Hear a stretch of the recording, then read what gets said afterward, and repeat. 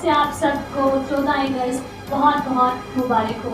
आज 14 अगस्त के दिन मैं आपके सामने शमारत के पर फिर हाजिर हूँ। आज आपके साथ हम आज मनाएंगे पाकिस्तान को 73 ईयर्स हो गए हैं और हम सब ने क्या किया, हमने कितने वादों को पूरा किया। पाकिस्तान के जो बुजुर्ग हमें नेमतें अता कर दिए थे, उन नेमतों का हमने किस तरह से शुक्र अदा किया। लेकिन आज मैं उन तमाम बुजुर्गों को शुक्रिया अदा करती हूँ कि उनकी वजह से हमें आज हम हर नेमत से जो सा है सुकून से बैठ रहे हैं, हर नेमत हमें मिल रही है, हमें हर नेमत मैसर है। तो जितने भी हमारे बुजुर्ग ने बहुत सारी कुर्बानी देकर पाकिस्तान का तोहफा अदा किया, उन सब का बहुत बहुत शुक्रिया। आज मेरे स्टूडियो में बहुत से शख्सियात, बहुत से अहम पर्सनालिटीज मौजूद हैं जिनको जो हमारे साथ आज के इस बड़े दिन को बनाएंगे। उनसे पूछेंगे कि हमने पाकिस्तान के लिए बेहतरी के लिए क्या कुछ किया, हमारे पाकिस्तान में क्या आज तक बेहतर हुआ, और उम्मीद करते हैं कि हमारा पाकिस्तान हमेशा ऐसे ही शाद और आबाद रहेगा। सबसे पहले हमारे साथ मौजूद हैं एशिया टुडे न्यूज़ के सीनियर एंकर पर्सन साल हुसैन शाह। वालेकुम सलाम। सर, आज 14 अगस्त का दिन है और आप हमारे साथ मौजूद हैं, बहुत अच्छा लग रहा है। आपको कैसी फीलिंग आ रही है? बिल्कुल जी, खुशनसीबी है और पहले ईद के प्रोग्राम से हम इकट्ठे हुए इसी तरीके से, तो यकीनन ये भी दिन हमारे लिए ईद से कम नहीं है। तो आज भी उसी तरह से मुलाकात हुई है, उसको अच्छी इसी तरीके से इंशाल्लाह सेलिब्रेट कर रहे हैं। उनके साथ मौजूद हैं राजा उमर राठौर साहब, उनका ताल्लुक म्यूज़िक से भी है, सिंगर हैं, वो टूरिज़म जो में प्रमोट करते हैं। इसके अलावा प्रोडक्शन हाउस है इनका अपना। सर अस्सलाम वालेकुम। वालेकुम अस्सलाम। सर कैसे हैं आप? अल्हम्दुलिल्लाह, अल्लाह पाक का शुक्र। तो 14 अगस्त की खुशियाँ बहुत बहुत मुबारक हो आपको। खैर मुबारक मेरी तरफ से भी और बल्कि एशिया टुडे की टीम की तरफ से तमाम अहले वतन को जश्न आज़ादी मुबारक हो, आप सब लोगों को भी। और इनके साथ ही मौजूद है हमारी छोटी सी प्रिंसेस अनुशे इमरान, जो कि लाहौर से हमारे पास तशरीफ आई हैं, जो कि हमारे एशिया टुडे की एक ख़ास मेंबर हैं जो हमारे साथ हर प्रोग्राम इवेंट्स में मौजूद होती हैं। तो अनुशा, अस्सलाम वालेकुम। अनुशा कैसी हैं आप? अनुशा, आपको जश्न आज़ादी बहुत बहुत मुबारक हो। Thank you so much.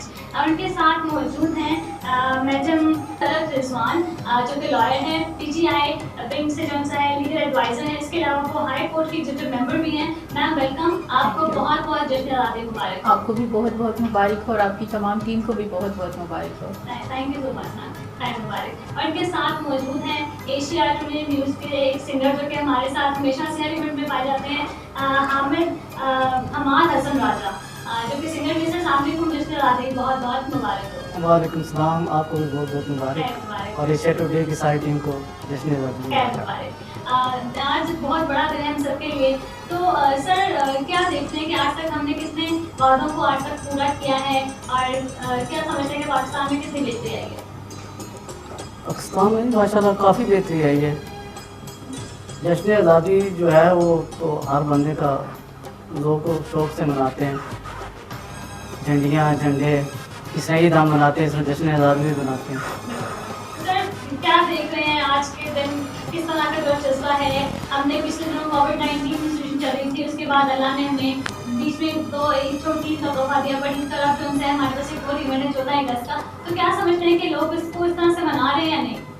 बिल्कुल जी, जश्न आज़ादी जो है इसी तरह बिल्कुल जिस तरह हर साल मनाई जाती है। कोरोना वायरस की वजह से काफ़ी परेशानी हुई है, लेकिन अभी अल्लाह का शुक्र है काफ़ी हालात बेहतर हैं और बड़ी ईद भी जो है वो गुजरी है, तो 14 अगस्त भी इंशाल्लाह जो है ना वो उसी तरह मना रहे हैं। मैम, क्या कहेंगी आज के दिन के बारे में? सबसे पहले तो आपको कैसा फील हो रहा है हमारे साथ यहाँ पे आज 14 अगस्त के दिन, कैसा महसूस कर रहे हैं? जी, मुझे यहाँ आके बहुत अच्छा फील हो रहा है और आपने बहुत अच्छी बात है कि आज के दिन को आप सेलिब्रेट कर रहे हैं और पूरे पाकिस्तान में आप जहाँ पे भी चले जाएं देखें हर तरफ आपको झंडियाँ नज़र आ रही हैं और लोग इसको बिल्कुल इतनी एक्साइटमेंट के साथ इस डे को सेलिब्रेट करते हैं जिस तरह के वो ईद का दिन जो होता है उसको सेलिब्रेट करते हैं।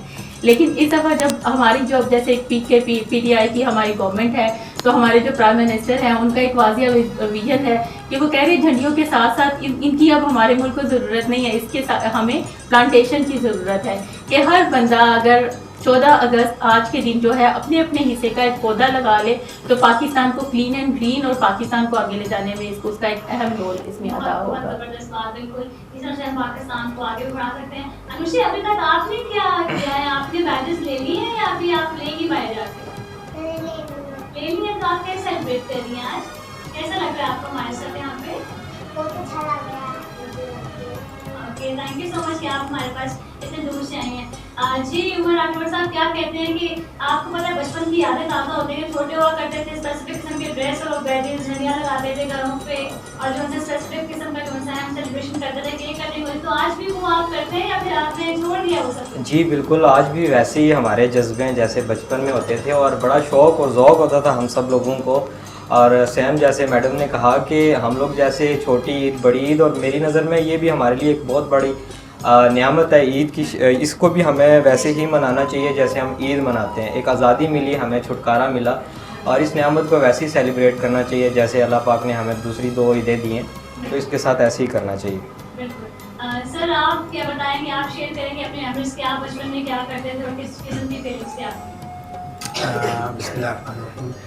बिल्कुल, ये बड़ा एक वास्ट टॉपिक है, उसमें बहुत सारी बातें करने का इस तरह मेरा दिल चाह रहा है कि मैं आपसे इस हवाले से बहुत सारी बातें करूँ। बात शुरू करने से पहले मैं थोड़ा सा मैडम तलत से मामूली सा इख्तलाफ के साथ बात शुरू करूँगा। इन्होंने कहा कि खान साहब ने कहा है कि अब इन झंडियों की ज़रूरत नहीं रही, उस तरीके से पौधा लगा दें। नहीं, रिकॉर्ड पे बात लाई है कि आपने कहा झंडियों की ज़रूरत नहीं रही, इससे बेहतर है कि आप वो कर लें। यकीनन वो उससे बेहतर है, मैं सेकंड भी करूँगा आपकी बात को। लेकिन इसमें कुछ चीज़ें ऐसी हैं कि सबसे पहली चीज़, जिंदा कौमें इन चीज़ों को जिंदा रखती हैं, ये वरना बहुत आसानी से बुलाई जा सकती है, और हमारे दुश्मन इस चीज़ पर वर्क कर रहे हैं कि छोड़ो इन चीज़ों को, फालतू चीज़ों को खत्म करना चाहिए। एक बात। दूसरी बात यह कि हर साल इस तरह के इवेंट्स के ऊपर, खास तौर पर जश्न आज़ादी की बात करूँगा, यौम तकबीर की जो 28 मई के हवाले से था, देखिए उसको अब ख़त्म कर दिया गया या कम कर दिया गया, या उस चीज़ को भुलाने की कोशिश की जा रही है। आई डोंट नो उसके पीछे क्या एजेंडा है, क्या वजूहत है। 23 मार्च का इवेंट है, उसको भी किसी न किसी वजूहत की, कभी बारिश के और कभी दहशतगर्दी की नज़र होकर उसको ख़त्म होता हुआ नजर आ रहा है। हर साल इस तरह के इवेंट्स के ऊपर करोड़ों रुपए खर्च होते हैं, अरबों रुपए खर्च होते हैं, लेकिन वो खर्च करने का मकसद यही होता है कि आवाम को जिंदा रखा जाए, दुनिया को, पब्लिक को मैसेज दिया जाए कि हम ख़त्म नहीं हो गए बल्कि हम जिंदा हैं। तो आपने बात की अभी बचपन के हवाले से। बचपन में यकीनन हम जब छोटे होते थे, वो पहली यकम जो अगस्त आती थी तो हमने पेरेंट्स को तंग करने शुरू कर दिया, हमें बैजेस लेके थे, झंडे लेके थे, ड्रेसेस लेके थे। उस वक्त ड्रेसिंग करना नहीं था, तो ड्रेसेस भी बहुत ज़्यादा मार्केट में आ गई हैं, तो वो शौक शायद कुछ कम हो गए हैं, अपनी रूटीन में हम लोग बिजी हो गए। लेकिन मैं बार बार इस फोरम के ज़रिए से लोगों को, पब्लिक को ये कहना चाहूँगा, जब से ये लेटेस्ट डिजिटल टेक्नोलॉजी आई है, मोबाइल की, कंप्यूटर्स की, हम इन चीज़ों में गुम होकर रह गए हो, तो इवेंट्स को उस तरह से नहीं मनाते। अभी भी आप देखें, आज से 20 साल 15 साल पहले घरों के ऊपर जिस तरह से झंडे लगते थे, घरों के अंदर झंडियाँ लगाई जाती थी, उनका एहतराम किया जाता था, प्रॉपर इवेंट्स होते थे और लोग गाड़ियों के ऊपर झंडे लेके घुमा करते थे। अभी भी है, लेकिन वो बहुत परसेंटेज कम हो गई। तो हमें क्या करना है, इस स्टेज के ऊपर हमें अपनी औलाद को, अपनी नस्ल को प्रॉपर मैसेज देना है कि ये इवेंट है क्या, इसको मनाने का मकसद क्या है और तरीका कार क्या है। मैं अब मेरी शायद बात लंबी हो जाएगी, लेकिन बड़ी बात को थोड़ा सा और बढ़ाकर मैं ख़त्म करने की कोशिश करूँगा। अब देखिए, अब 14 अगस्त को छुट्टियाँ दे दी जाती, छुट्टी दे दी जाती है। कुछ स्कूलों में शुरू में इवेंट्स होते थे, अब छुट्टी करके खुशियाँ मनाई जाती हैं घर में। हालांकि 14 अगस्त को स्पेशल इवेंट्स होने चाहिए, और मैं समझता हूँ कि ऐसी पॉलिसी लानी चाहिए जो कि गवर्नमेंट पीटीआई की है। खान साहब को कहा जाए, खान साहब अपने वज़ीर तालीम को ये कहें कि स्कूलों को पाबंद करें कि जो इन इवेंट्स में हिस्सा लेगा, टैबलोस में हिस्सा लेगा, सिंगिंग में जो मिली नगमे होते हैं उनमें हिस्सा लेगा, उनके उन नंबर्स को एक्स्ट्रा एक्टिविटीज के तौर पर पेपर्स में ऐड किया जाए, ताकि लोगों में ये जज्बा उभरे। आप देखिए, मुतालिया पाकिस्तान, मुआशरती इल्म हमारे मुल्क से ख़त्म होता जा रहा है, किसी को पता ही नहीं है मुतालिया पाकिस्तान में क्या है। मैं सियासत की तरफ नहीं जाना चाहूँगा, सीरियस प्रोग्राम नहीं है, लेकिन वो जो कश्मीर का नक्शा पाकिस्तान में ऐड कर दिया गया, वो पहले नहीं था, अब ऐड कर दिया गया। उसका फ़ायदा क्या हुआ, उसका नुकसान क्या होगा, या इसका किस तरीके से हम बेनिफिट ले सकते हैं, किसी को पता ही नहीं है कि पहले पाकिस्तान का नक्शा क्या था, अब क्या उसमें वाज़ेह तब्दीली आई भी है, नहीं है, उसके असरात क्या होंगे। तो क्या वजूहत है कि स्कूल के अंदर सिलेबस पे तवज्जो ही नहीं है। तो इन चीज़ों का मैं समझता हूँ कि हमें अपना जो असातिज़ा हैं उनको अपना किरदार अदा करना चाहिए, और पेरेंट्स को अपना किरदार अदा करना चाहिए। शायद हम दोबारा से जाग सकें, वरना कोई अच्छे हालात नहीं है इन फ्यूचर नजर आ रहे हैं।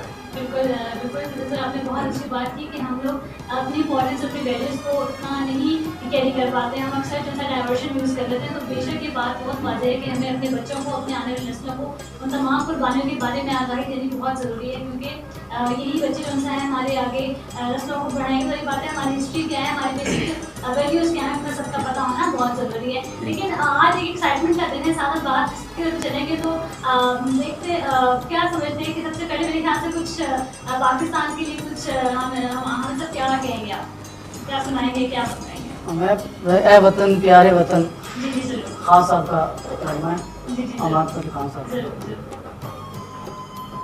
है वतन प्यारे वतन, है वतन प्यारे वतन, पाक वतन, पाक वतन, है मेरे प्यारे वतन, है वतन प्यारे वतन, पाक वतन, पाक वतन, है मेरे प्यारे वतन, है वतन प्यारे वतन।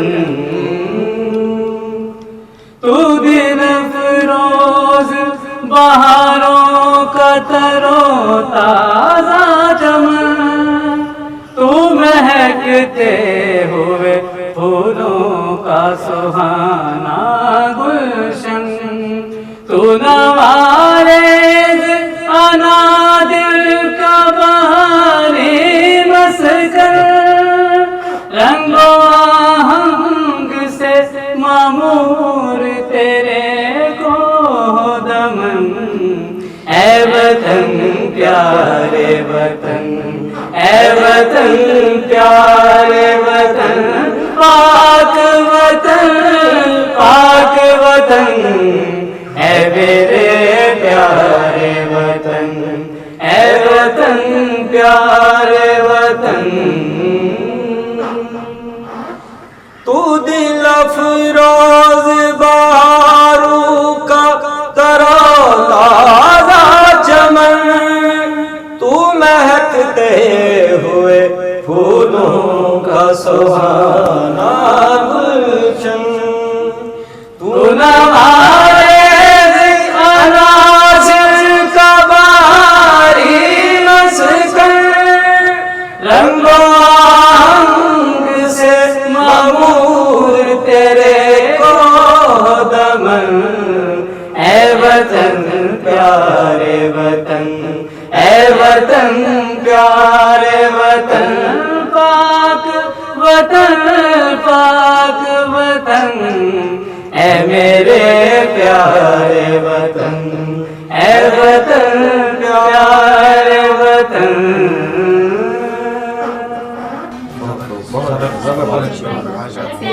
शादी के दोबारा से जज्बे हमारे जैसे जमाए जा रहे होते हैं, ठीक है, तो वैसी फिल्म आ रही होती हैं और मेरे ख्याल से हाँ सब बहुत बड़ी एक डीप थॉट भी हमारे यूथ के लिए छोड़ गए कि इसमें हमारे तमाम जो जज्बात हैं एक बार फिर से गरमा दिए जाते हैं। तो इस तरह जिस तरीके से उन्होंने गाया आज भी उसको सुना जाए उस टोन के साथ, और फिर वो जो विजुअलाइज चैनल्स के ऊपर दिखाया जा रहा होता है, यकीन करें वो इस कदर जज्बे बेदार हो जाते हैं, दिल कहता है वो चीज़ें कि वो चीज़ों पे हम मौके पे मौजूद होते हैं और हम भी हिस्सा लेते हैं उन चीज़ों में। एक अच्छी चीज़ है ये, बहुत अच्छा मैं एक चीज़ ऐड करता चलूँ, जैसे तराने के पहले मिली नगमे से पहले आपने बात की कि आज उस तरीके से शायद नहीं मनाया जा रहा, गो कि आपकी बात ये किसी हद तक सही भी है, लेकिन अल्हम्दुलिल्लाह जब हम यहाँ पे बैठे हैं तो ये हमारा मैसेज पूरी दुनिया के ऊपर जा रहा है, और हमारे वतन के जो लोग हैं कुछ हो ना हो, अल्हम्दुलिल्लाह अल्हम्दुलिल्लाह जज्बा हुब्बुल वतनी उनमें हर इंसान में ये अंसर पाया जाता है, और इतने ज़ौक़ शौक़ से जैसे पहले मनाते थे आज भी उससे कई गुना बढ़कर हम लोग मनाते हैं। आप देखें ना, बाज़ारों में जाएं, स्कूल कॉलेजेस में जाएं, आज भी इन चीज़ों का एहतमाम किया जाता है। पॉकेट मनी इकट्ठी करके लोग बच्चे बैजेस ले रहे होते हैं, झंडे ले रहे होते हैं, घरों को सजा रहे होते हैं, और ये शौक़ जब तक मतलब मोहब्बत ना होती वतन से तो कभी भी ये ना किया जाता। तो ये हमें देखना चाहिए कि हम लोग जैसे पहले कर रहे थे उससे भी अच्छा करने की कोशिश कर रहे हैं। ये नहीं कि नहीं, हाँ जैसे इन सिचुएशन अभी हालात चल रहे हैं कि कोविड-19 के सिलसिले में, तो ज़रूर कहूँगा कि SOPs को फॉलो करते हुए आप इस चीज़ को मनाएं। ईद की तरह जैसे आपने ईद की खुशियाँ मनाई, अपने लिए SOPs को फॉलो किया नहीं किया, लेकिन कोशिश करनी चाहिए कि उनको फॉलो करें और उसके मुताबिक ही इस दिन को भी मनाएं। बिल्कुल, आपने बहुत अच्छी बात है कि अभी आज देखिए सुनने में भी आया कि 15 केसेस कोरोना के और सामने आए हैं, तो ये किस वजह से है कि हम लोग केयरलेस है काफी, बिल्कुल ऐसी इस पे बात। ध्यान नहीं दे रहे, हमने एसओपी फॉलो करना छोड़ दिया, हम लोग बिल्कुल ही सोशल डिस्टेंस मेंटेन नहीं कर रहे, हम लोग बिल्कुल जो सा है इवन ग्लव्स एंड मास्क हमने बिल्कुल अवॉइड कर दिया। बाजार में जाते हैं तो बिना वजह इस तरह से बगैर एहतियात के बिल्कुल निकल देखा ना, जाते हैं। ईद की शॉपिंग हमने जैसे की, तो वैसे ही अब आप अभी सोचें जैसे हम शॉपिंग कर रहे हैं, बच्चे जा रहे हैं, बड़े जा रहे हैं, ऑब्वियसली बच्चों को ज़्यादा बड़ों की निस्बत शौक है क्योंकि बड़ों की मसरूफियात को भी मद्देनज़र उनको रखना होता है। तो बच्चों को ज़्यादा से ज़्यादा यानी कि बचाएं इस चीज़ से, क्योंकि अटैक सबसे ज़्यादा बच्चों और बुज़ुर्गों को ही हो रहा है और ये शौक भी बच्चों के ज़्यादा, तो इनको बड़ी केयर करनी चाहिए और SOPs को यानी कि हर लिहाज से फॉलो करना चाहिए, तभी जाके हम लोगों की खुशियाँ भी, हम लोग हैं होंगे, हमारा वतन होगा तो खुशियाँ भी होंगी, हम लोग नहीं होंगे, वतन नहीं होगा तो खुशियाँ भी हमारी किसी काम की नहीं होंगी। इसलिए हमें अपने प्यारे मुल्क पाकिस्तान को जो है अगर हमें इससे कुछ देखना चाहते हैं, शानदार देखना तो हमें इसको संभालना है, हमें खुद जो है चीज़ों को समझना होगा। मैम इसी हवाले से अगर बात करें, आप देखें कि आप लीगल एडवाइजर भी ने पीछे आएंगे गवर्नमेंट से, तो आप ये बताइएगा कि क्या अभी तक हुकूमत ने क्या पॉलिसी क्या कि अभी तो फिर कुछ केसेस सामने आना स्टार्ट हो गया, तो आप क्या समझते हैं कि ये आगे बढ़ेंगे, आगे मूव ऑन करेंगे, क्या आप समझते हैं इस पर? देखें, अभी जब शुरू में केसेस ज़्यादा हुए थे, स्मार्ट लॉकडाउन खान साहब ने जो शुरू हमारे प्राइम मिनिस्टर ने किया, उस स्मार्ट लॉकडाउन का उसको पूरी दुनिया में सराहा गया, आपने देखा, और उसके इतने अच्छे रिजल्ट जो मिले कि हम लोग पूरी दुनिया में सब ने कहा कि पाकिस्तान, इवन जापान और अब देखें दूसरी कंट्रीज़ ने हेल्प लेना शुरू कर दी है।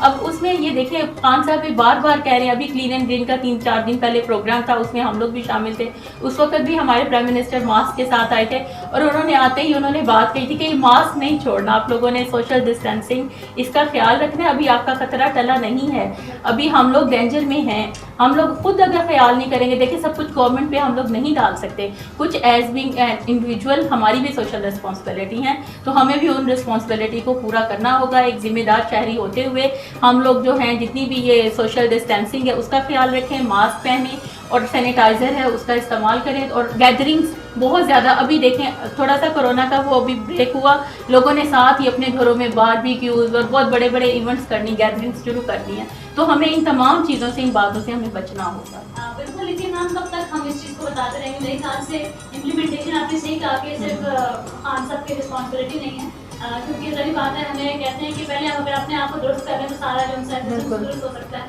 तो हम पब्लिक को बार बार ये मैसेज कन्वे कर रहे हैं बार बार, लेकिन अल्लाह हमारा हमें ना सिर्फ बात को ये कह रहा है हमारी मदद कर सकता है, लेकिन अब हुकूमत से इसके अलावा कोई भी पॉलिसी सामने आई है, इसके लिए क्या आप क्या समझते हैं, या फिर उस चीज़ को फॉलो करते रहना है?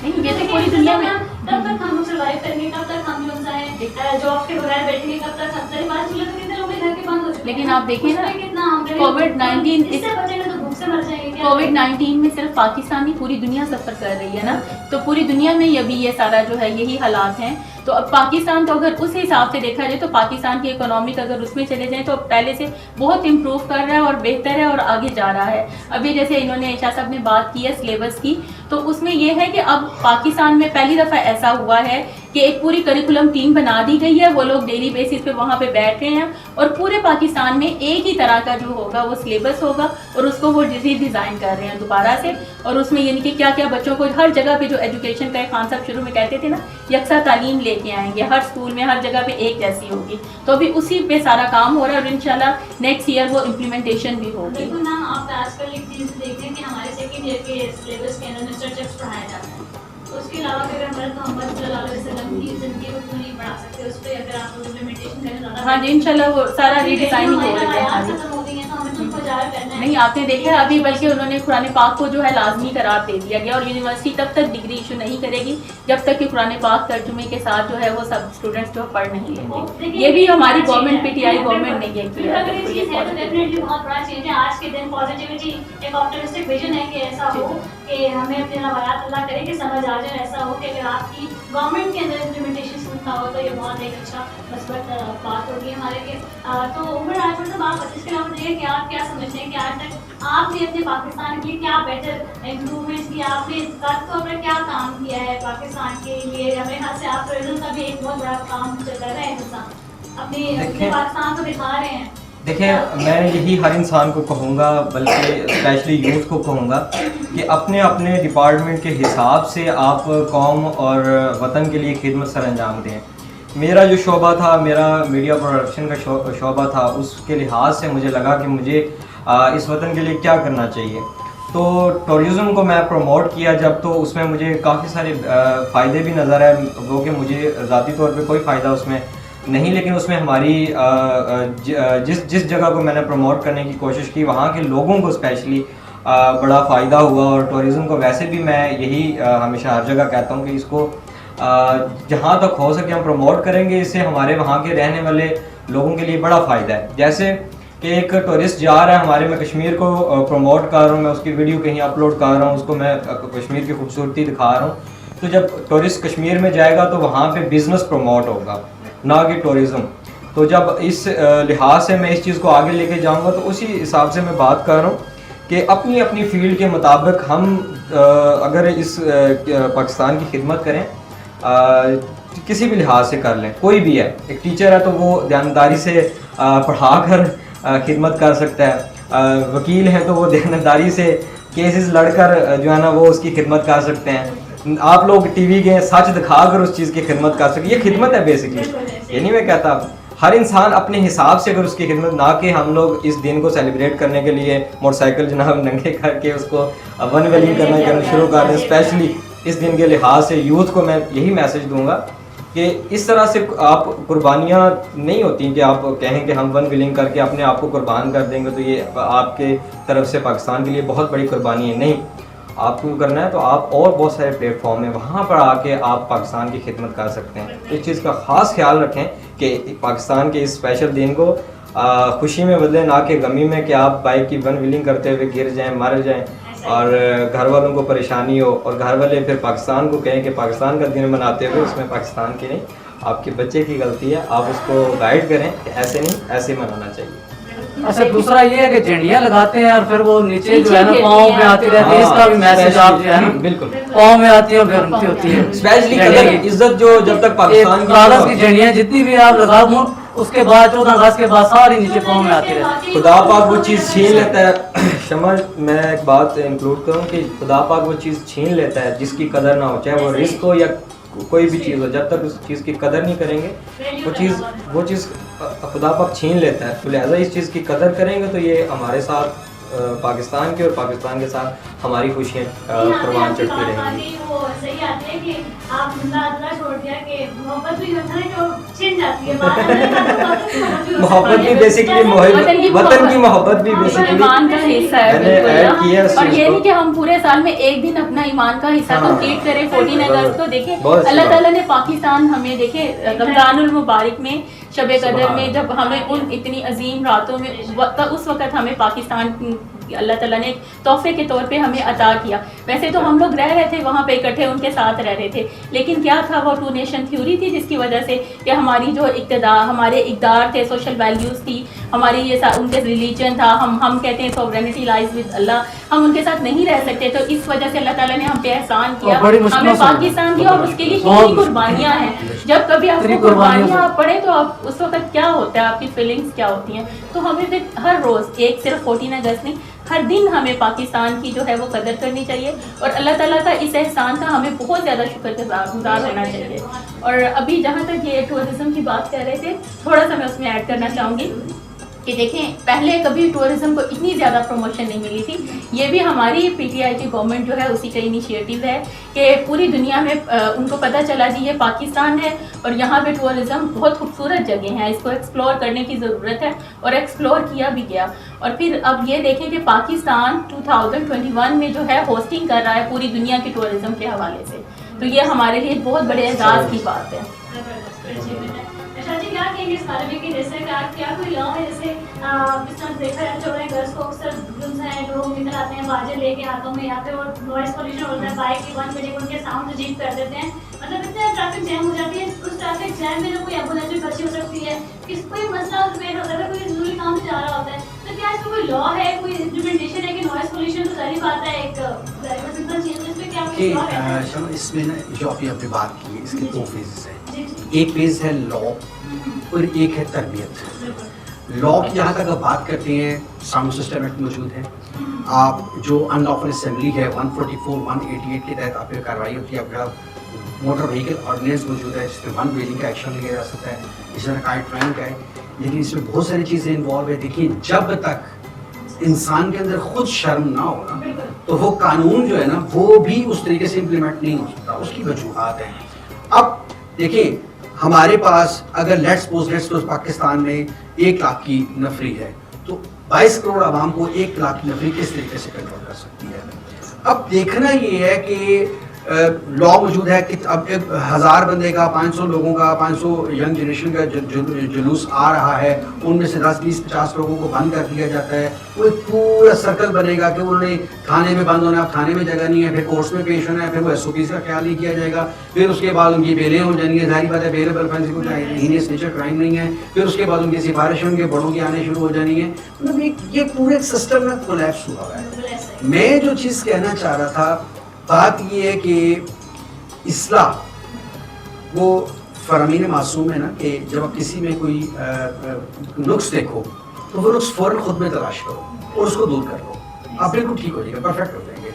तो नबी पाक सल्लल्लाहु अलैहि वसल्लम का फरमान था कि मेरी उम्मत में सबसे ज़्यादा झगड़े इस बात पर होंगे कि मैं तो तुम्हारी इस्लाह कर रहा था। भाई तुम्हारी नहीं, अपनी कर लो, अपनी कर लो। मसला हमारा ये है कि आजकल अभी उमर साहब ने बात की, यस है, बढ़ रही है, चूँकि पब्लिक बढ़ रही है, इसी तरह से 14 अगस्त का जो जज्बात हैं, जज्बे बढ़ रहे हैं, हो रहे हैं, कोई शक नहीं है।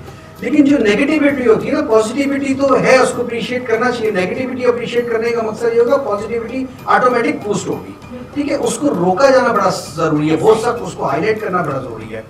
बात ये कि ये जो लेटेस्ट टेक्नोलॉजी आई है मोबाइल की, कंप्यूटर की, खासतौर पर ये वाईफाई के हवाले से, हमने वालिदैन ने मैं कल भी ऑफिस में था तो मेरे पास एक क्लाइंट आए, उस बच्चे की उम्र, उनकी बच्ची थी, छोटा बच्चा था, उस बच्चे की उम्र 5 साल थी, और उसने बच्चे ने बड़ी खुशी से मुझे निकाल के दिखाया जी इतना बड़ा उसके पास टैबलेट है, जी मुझे टैबलेट मामूली गिफ्ट हुई है। अब 5 साल का बच्चा, उसको ना खाने का पता है, ना दूध का पता है, ना छोटे की तमीज़, ना बड़े की तमीज़, वो लेटा हुआ है, ना उसको भूख लग रही है, उसको सिर्फ लैपटॉप का पता है या उस टैबलेट का पता है। हम लोगों ने किस तरह आसानी से अपनी जान छुड़ा ली है।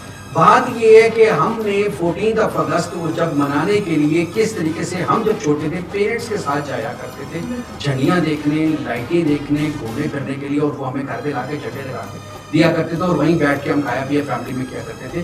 तो उस तरबियत को कहाँ से ढूंढ के लाएं हम, उन चीज़ों को कहाँ से लेकर आए। इस मोबाइल ने आके, अभी मोहतरमा जैसे फरमा रहे थे सिलेबस के हवाले से बहुत अच्छी पॉलिसी है, मैं personally I like it, but बात फिर वही है कि जहाँ नेगेटिविटी है उसको हाईलाइट करना बहुत ज़रूरी है। इस कोविड-19 के दौरान में जिस मोबाइल या लैपटॉप के या जो टैबलेट होता है उसकी क्लास में लेके जाने पर पाबंदी थी, उसको ना लेकर आने पर पाबंदी लगी, जब आप लेकर आएंगे। यानी सिचुएशन ये क्रिएट हुई है, पढ़ना आपने 1 घंटा होता है, बाकी के 23 घंटे उसको किस कदर मिसयूज किया जा रहा है, और एक्सपेंसेस वालिदैन के ऊपर बढ़ा दिए गए हैं। वालिदैन देख रहे, बच्चा पढ़ रहा है, पेपर दे रहा है, उसके पेपर है लैपटॉप के ऊपर, वो क्या कर रहे थे इस घंटे, वो इस कदर जुल्म किया गया। ये मैं ये समझता हूँ, मैं भी आई एम रॉन्ग, मेरे से इख्तिलाफ हो सकता है सबको, मैं ये समझता हूँ 5 महीने अगर इन बच्चों को कुछ ना पढ़ाया जाता तो शायद हमारी यूथ बेहतर होती, इससे उसको तमीज़ होती। इस 5 महीने में ये यंग जनरेशन जिस कदर इस मोबाइल कंप्यूटर की आदी हो गई है और ख़राब हो गई है, छोटे बड़े की ज़रा उनको तमीज़ नहीं, उनको अकेले रहने की आदत पड़ गई है,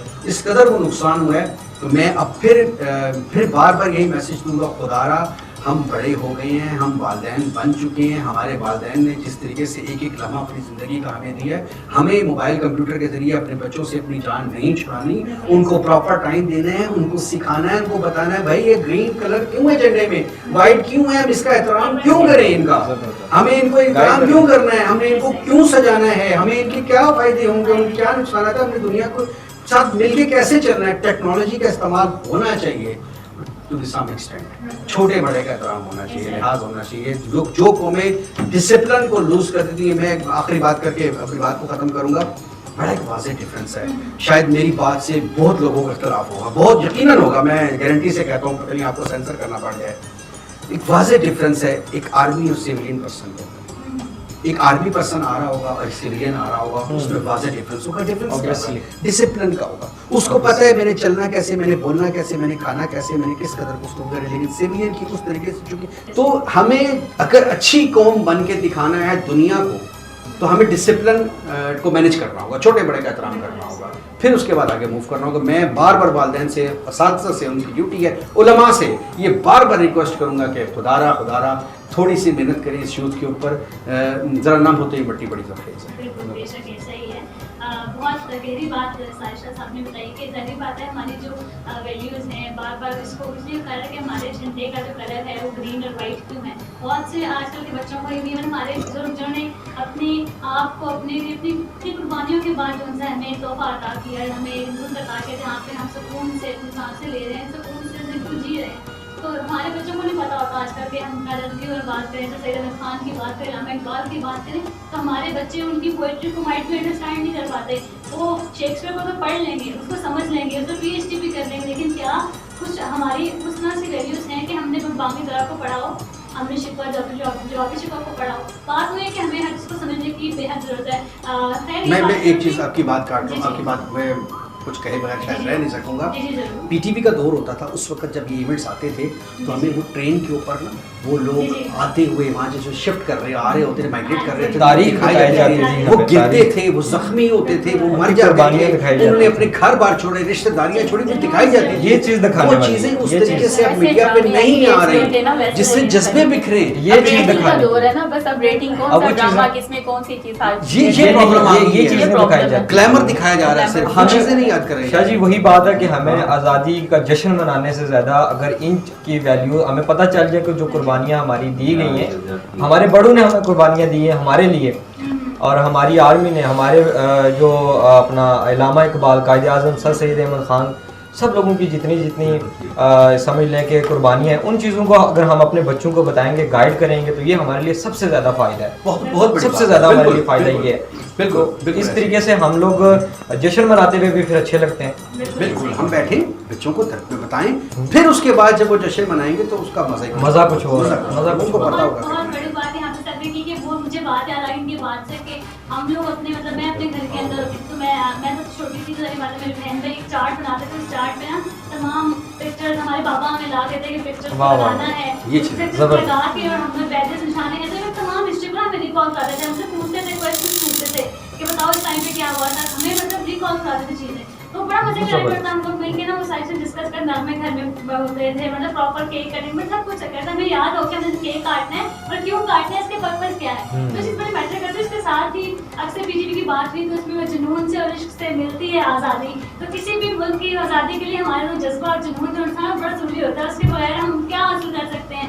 हमारे जो नौजवान थे उस वक्त के, हमारे बुजुर्ग थे उस वक्त के, हमारे बड़े थे ने अपने खून, अपने जानो माल की परवाह किए बगैर, और कहीं माओ ने अपनी बेटियों की, अपनी इज्जतों की, मतलब कितने कुछ हुआ हमारे साथ। अगर हम उस चीज़ को समझ के आज सहमत को अगर समझे तो हमारे लिए बहुत बड़ी बात है। खैर पॉजिटिविटी और ऑप्टिमिस्टिक हम हमेशा से रहेंगे, इंशाल्लाह पाकिस्तान बढ़ता रहेगा, ताकि हम सलामत रहेगा इंशाल्लाह, पाकिस्तान जिंदाबाद। खैर उमर सब बातें हैं, अभी माहौल भी ऐसा है, क्या सुना रहे हैं हमें? मैं वही सबसे ज़्यादा मुझे बात जो अभी पसंद आई, आर्मी की इन्होंने बात की कि आर्मी के अंदर एक जो हाँ वो चीज़ है, और इसकी कुर्बानियाँ भी हमारे लिए जैसे कि बहुत ज़्यादा हैं। तो आर्मी के लिए मैं एक तराना जो कि डेडिकेट बेसिकली पाकिस्तान और आर्मी दोनों को करूँगा, क्योंकि आज अगर हम सुकून का सांस या आज़ादी मना रहे हैं तो वो सिर्फ़ और सिर्फ आर्मी की वजह से ही मना रहे हैं। और गो कि हमारी अपनी भी कुछ स्किल्स हैं, चाहे वो आटे में नमक के बराबर है, लेकिन बेस्ट जो एलिमेंट बेसिकली है वो आर्मी का इस सब में। तो आर्मी के लिए मैं एक तराना, ऐ वतन के सजिए जवानों, ऐ वतन के सजिए जवानों, मेरे रंग में तुम्हारे लिए, ऐ वतन के सजिए जवानों, ऐ वतन के सजिए जवानों, सरफरोशी है इल्म तुम्हारा, जुर्रतों के परस्तार हो तुम, जो हिफाजत करे सरहदों की, वो फलक बोस दीवार हो तुम, ऐ शुजाअत के जिंदा निशानो, मेरे नगमे तुम्हारे लिए हैं, मेरे नगमे तुम्हारे लिए, ऐ वतन के सजिए जवानों, ऐ वतन के सजिए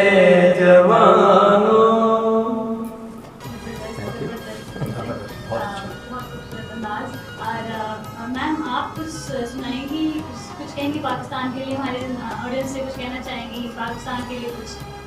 जी, मैं बिल्कुल कहना चाहूँगी कि पाकिस्तान हमारे बुज़ुर्गों ने बहुत मेहनत, बहुत कुर्बानियों से हासिल किया है।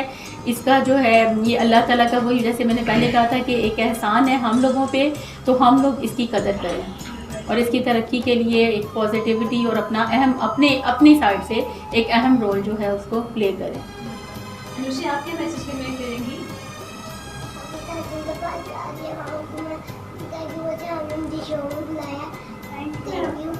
प्लेजर अनुषी, आपने मुझे लगता है शायद थकावट की वजह से ना वो थकी भी है काफ़ी इस वजह से। थैंक यू सो मच अनुषी कि आपने हमें ज्वाइन किया। अनुषा ने भी सबको जश्न मुबारक भी कहा है और फिर थकावट की वजह से अपनी प्रॉपर बात कन्वे नहीं कर पाई, लेकिन thank you so much Anushi. Umar, क्या मैसेज कन्वे करेंगे आप लास्ट हमारा? देखिए, सारी इस गुफ्तगू का खुलासा एक ही है कि हमें सबसे ज़्यादा हमारे जितने भी यूथ हैं, बड़े छोटे, हम सबको अपने अंदर अगर जज्बा और मोहब्बत है तो वो इस पाकिस्तान की वजह से हमें इस पाकिस्तान को बचाना है और जिस सिचुएशन से हम गुज़र रहे हैं इसको ही फेस करना है। इसको मद्देनज़र रख के आप इंजॉय करें, इस आज़ादी को मनाएं, हर लिहाज से मनाएं और अच्छा पैगाम दें, ना कि आप वन विलिंग और सारी वो इस तरह की हरकत करके और अच्छा मैसेज दें, देखने वालों को अच्छा मैसेज दें, ताकि आप का जो डे होता है या दिन होता है इस पे बहुत सारी बाहर के मुल्कों की आवाम की हमारे दुश्मन की हम पे नज़र होती है, क्योंकि उससे दूसरे दिन हमारे दुश्मन का भी दिन आता है। तो अच्छा मैसेज दें सब लोग और इस लिहाज से भी हम अगर बढ़ते रहेंगे, चलते रहेंगे तो क़यामत कोई भी ताकत हमें तोड़ नहीं सकती। Thank you so much. मेरा मैसेज ये है कि जब ये झंडियाँ लगाई जाएँ और इनकी कदर की जाए, जी एहतराम किया जाए, बहुत ज़्यादा बिल्कुल। मैं बस आखिरी लाइन में ये मैसेज दूंगा कि 14 अगस्त के हवाले से अपनी खुशियों में उन लोगों को ना भूलें, हरगिज़ ना भूलें कि ख़ास तौर पे आज के दिन के हवाले से कि पिछले एक हफ़्ते से पाकिस्तान में जो बारिशों की वजह से सैलाब ज़दगान बेघर हुए हुए हैं, अपनी खुशियों में उनको ना भूलें, उनको दुआओं में याद रखें और अपनी पॉकेट से जो हो सकता है वो उन तक पहुँचाएँ। जो घरों में कुछ चीज़ें फालतू हैं उन तक पहुँचाएँ। ये खुदा न खास्ता वक्त किसी भी कभी भी आ सकता है, तो वो बहुत मुश्किल है। मेरे लिहाज से सबसे ज़्यादा इस सिचुएशन में मोहब्बत वतन से यही है कि वतन की आवाम से मोहब्बत की जाए, जिस तरह ये कहा तो ज़रूर तावन करें। बहुत बड़ा मैसेज है, इस बात को समझें कि ज़ाहिर बात है क्योंकि आवाम से ही मुल्क है, मुल्क से ही आवाम है। हम सब जो सा है आपस में बहन भाई हैं, हमें भी इस वक्त जो तमाम मुसलमानों की तमाम लोगों की मदद करना बहुत ज़रूरी है, क्योंकि इस वक्त हम पे शायद एक मुश्किल घड़ी जो आजमाइश है इंशाल्लाह जल्द ख़त्म हो जाएगी। इंशाल्लाह इन तमाम चीज़ों से जल्दी बाहर निकल आएंगे। और बात ये है कि हम सब की काविश होती है कि आप तक आपके साथ बर्थडे को ज़रूर मनाया जाए।